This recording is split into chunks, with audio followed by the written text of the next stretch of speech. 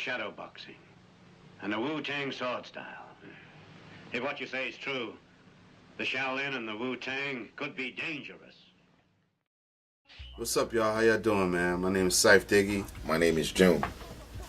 And this is Behind the Beats. Behind the Beats, yeah. Well, in this segment, we're going to go into the mind and the thinking of producers, you know, and share that world with you from the producer's perspective and not the listeners or the consumer or the party goer. So check it out, and, you know, I hope you enjoy what we're going to bring to y'all.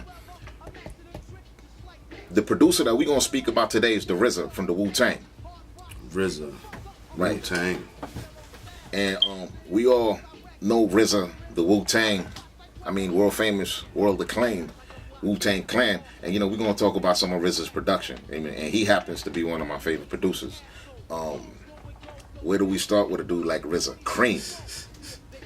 You know, Word. From the 36 Chambers album. I mean, just being a pioneer, Right. you know, to get the Chinese flicks, you know what I mean? Right. And sample those out. That production right there to create a whole scene, Right. is brilliant, man. 36 Chambers. Right. There's a whole lot of tracks from that album that I like, man, so I'm just gonna try to name them. Cream. I love that track. Nice sample. I like After Laughter. Yeah, come on, man. Tears. Yo. You know, you ever heard the original record? Oh man, so, you know, sometimes I just play the whole thing. I'm like, wow, RZA got an ill ear to go dig and find something like that. I mean, that to me ain't digging, that's fishing. Yeah, man. And I mean, going even beyond that, even his own solo projects. Right. Just sick. I mean, the way he transforms a whole idea and makes an album. Bobby Digital. Right. That album was dope too. B. Domestic Violence. You know, with that piano. I guess, you know, with Domestic Violence though, I think it sounded like he started adding like live piano and stuff to his production. Because I could hear it in Domestic Violence, like, seemed like he started to move away from sampling. That's what it seemed like. Yeah. I mean, creating. I mean, look what he does. He does scores, yo. Kill Bill. Yeah, he's scoring movie. He got a next one coming up on, what's that, Iron Fist or something like that? Yeah. Right. Yo, come on, man. Right. I mean, when you think of the RZA, you know, you think of, you know, I mean, that's just like, you know, that's grand. It's epic, man. Big time. You know, his body of work from 36 Chambers, you know what I'm saying, you know, to Liquid Swords, right, to Built for Cuban Links, you know what I'm saying, you know, the work he did with the Gravediggers, Bobby Digital, you know what I'm saying, Old Dirty Bastard, you know, let's not forget that. Right. I mean, Ghostface Killer, Iron Man, you know, Raekwon. Come on, Raekwon. you know, it's like Respect Attack. Exactly, Respect Attack. You know, I mean, it's like to be able to carry that much responsibility on your shoulders. Right. You know what I'm saying? You know, and basically it's like lay the foundation now lay the foundation for all these men. Right. You know, which in turn they're gonna lay down for their families. Right. It's a great responsibility, man. And you know, he's always proven that, you know, he puts no boundaries to his production. You know, I've never... Right. One of the most brilliant beats I heard from RZA was Cold World. That's one of the illest beats I ever heard in hip-hop. Yo, come on. Mm-hmm. You know, that right there, man, that's one of the illest beats. You know, there's another one, Wu Chronicles. Those beats on there, where there's a couple of tracks where you hear the whole Wu-Tang on there. And, I mean, that's another group that got a unique formula. A very unique method that only they can do and that only they can make work. Word. I can't say no better than that. You know, I like that song, what was Basic Instructions Before Leaving Earth. Yeah. Killer Priest. Yeah. I mean, Priest. like, This dude has got a variation. You can go to into any Liquid Swords. You know what I mean? Mm-hmm. Method Man. Wow. Yo, METHOD. there's a man. catalog. There's catalogs. I bring the pain. Bring the pain. Bring the pain. Man. Shaheem. I mean, he had every aspect taken care of, man. I mean, come on, man. You know, it's just alone, man. On the Jizz's album, I was just, you know, we covered that. You know what I'm saying? But just on that album alone, you know, Investigative Reports. You know what I'm saying? Cold World. Duel of the Iron Mike.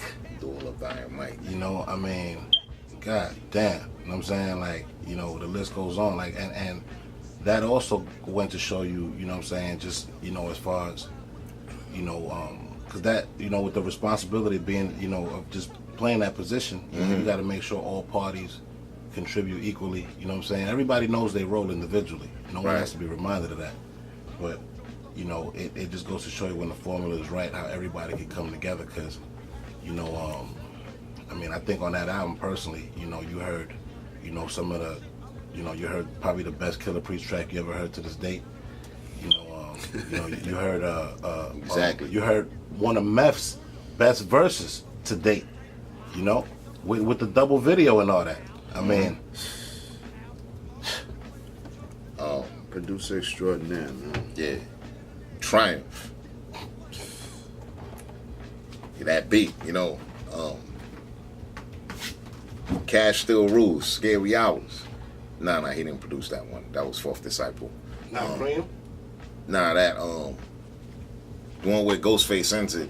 Big Bolo. He got the shit from the small coffee shop in Soho. Right. He still pussy. That one. I used to listen to that every day. But the projects. You know, when RZA was going toe to toe with Beretta 9, they sound real good together. That was unique. That should have been on the radio. And the way they was rhyming, they sound like they was talking to each other. Not to mention how many styles he fathered. Right. You know, I mean, it's you know, it's incredible, man. When you look down the line, you know, you got Fourth Disciple. You know, you got True Master. With all due respect, True Master was producing, but RZA, you know, enlightened him. You know what I'm saying? You know, I mean, and so forth. You know, allow mathematics. You know, damn. You know, I know I'm forgetting a couple of brothers because even Spectre Deck. You know, he produces as well. You know, and, Inspector Deck. Yeah, things of that nature. Bronze Nazareth. You know, who's a fucking problem and a half. Yeah. You know, and I still think he doesn't get the accolade and the respect that he deserves because his beats are just fucking. You know, but all those styles were fathered basically, you know, by that man. You know, that influence is just. I like how they all work together though. Yeah. You know, like RZA, allow mathematics. I be liking his beats too. Like he be throwing some shit out there. And you got Fourth Disciple. You know, they all work good together too. You know, like sometimes you would think RZA did the beat and it was Fourth Disciple. It's like he used that formula, but he does different things with it. You know. And his solo projects. He even had like a little one, it had that commercial feel. La Rumba. Remember that one? Boom, boom, boom, boom, boom, boom, boom, boom, boom, boom, boom. And he had success with that. People like that, you know? Yo, he rocked out. There's a one song on this whole soundtrack, the Ghost Dog soundtrack. That song, what was that song Shorty singing, son? That song Which alone. one? Oh, it's the only one RZA song on there that was killing. That Ghost Dog soundtrack. You know what? That's another soundtrack that I mean, it didn't get some shit. It was Walking in the Dark. Walking in the. Shorty was going. You know what I'm talking about? Yeah, that joint where she was like walking in the darkness. Yeah. And then it had that ill harmony in the background, like ooh, that shit was crazy, man. I mean, that was ahead of its time, man. That piece of production, man. It was. I mean, I love that joint. You know what I'm saying? To this Right. day, man, it's just like, I'm like, wow. And sometimes it's like you wonder, like, yo, well, damn, how come, like, you know, this song didn't have, like, a bigger impact? Like, I guess sometimes you wonder, like, how come everybody isn't feeling what you feeling? Yeah, You know, yeah. in that sense. But You that's know- how it works sometimes. You know, there was another sick track on that album too. That joint that Master Killer did with that dude from Far Rockaway. So no.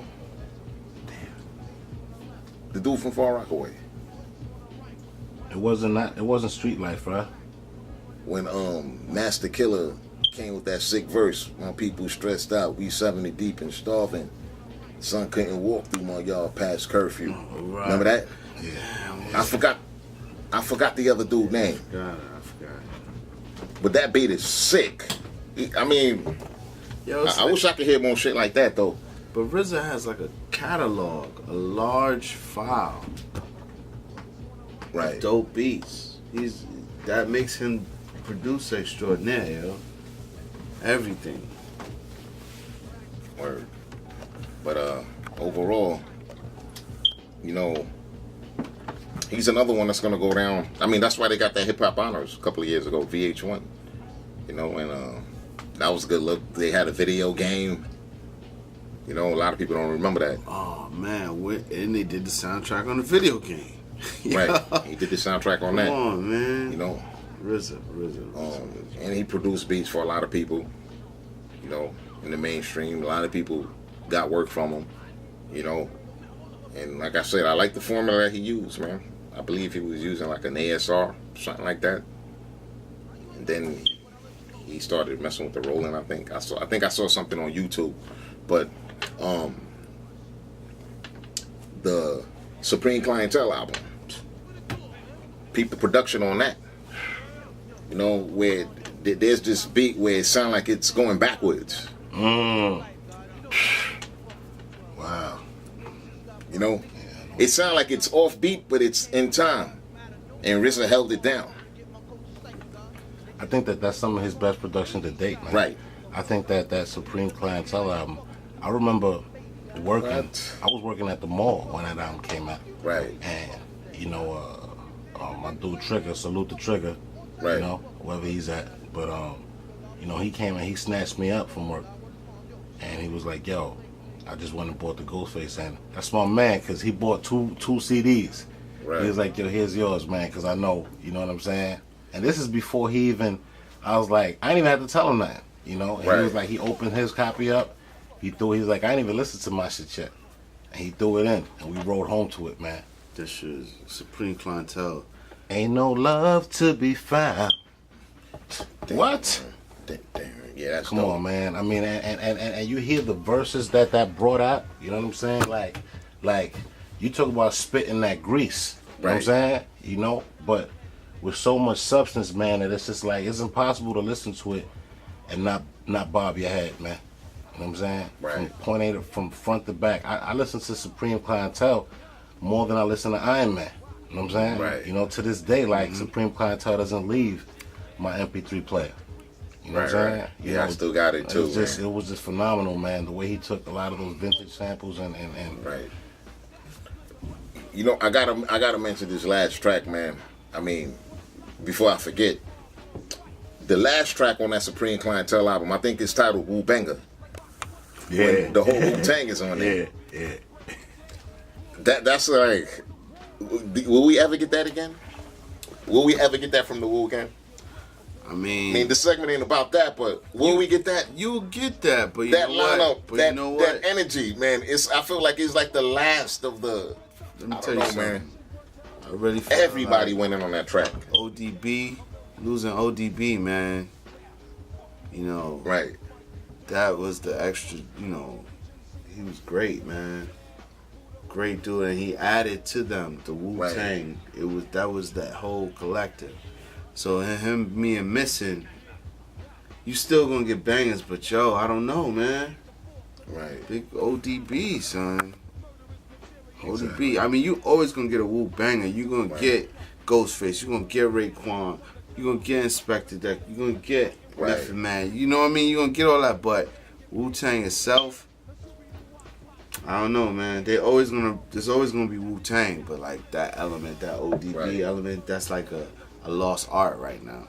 The ODB files of Shaolin that they was doing. Right. And then they had them all on one track. It's crazy. Yeah. It's like it's always a crazy experience.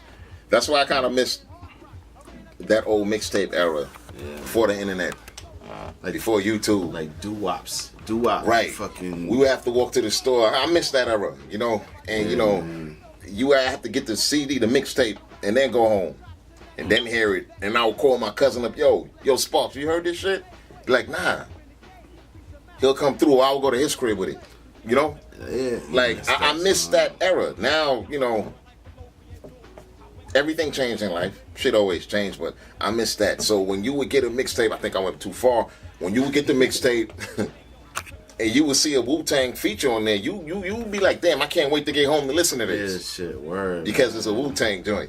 You'd be like, wow. Yeah, and it's all full circle with RZA, because I mean, his production is legendary. I mean, getting the vinyl, you know what I mean? Getting all that, yo. It really is great, yo, to have that file this producer has. Right. Where you could go into a tangent and start talking about something else, but it's still RZA. You know what I mean? That's great, man. Yo, so closing statements on RZA right now. Well, in my books, he's a legend. He's the hip hop version of Quincy Jones. What Quincy Jones is to R&B, that's what the RZA is to hip hop. Wow. So we conclude this was the Behind the Beats. It's your boy June, Syph Diggy, Black Sparks. On the cam. You already know, and catch us on the next episode. Peace. What up? I'm Syph Diggy. This is June. Peace. Today's featured video is by the RZA, You Can't Stop Me Now. Peace.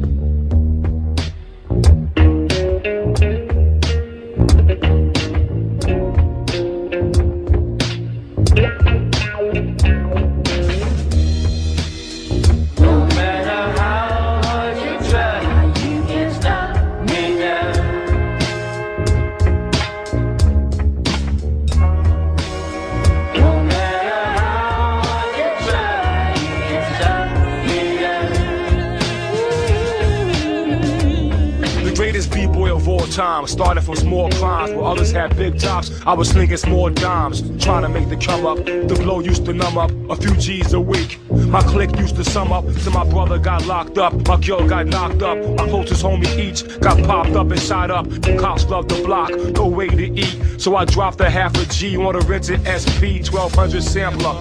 In a Yamaha 4-track, the bass from the lab used to blow the fucking door back. My ghost was doing stick-ups, trying to make a Vic up, waiting outside for the breeze truck to pick up. Nothing would work, so we back to chopping nicks up, giving grown-ass women 2 vows for a dick suck. When I was stressed, I would head to the rest. Then the pads on the SP 12 got pressed, making beats for the streets so the family could eat. In '93, WU-TANG Clan dropped their first LP. We went platinum. Yeah, we flattened them, pockets got fat in them, Witten got cap in them, statins on the map in them, Brooklyn do it bombing them, all around the world, killer bees start swarming them. You can't stop us, you can't block us, rock us or mock us, knock us or top us, better sit back and watch us. No matter how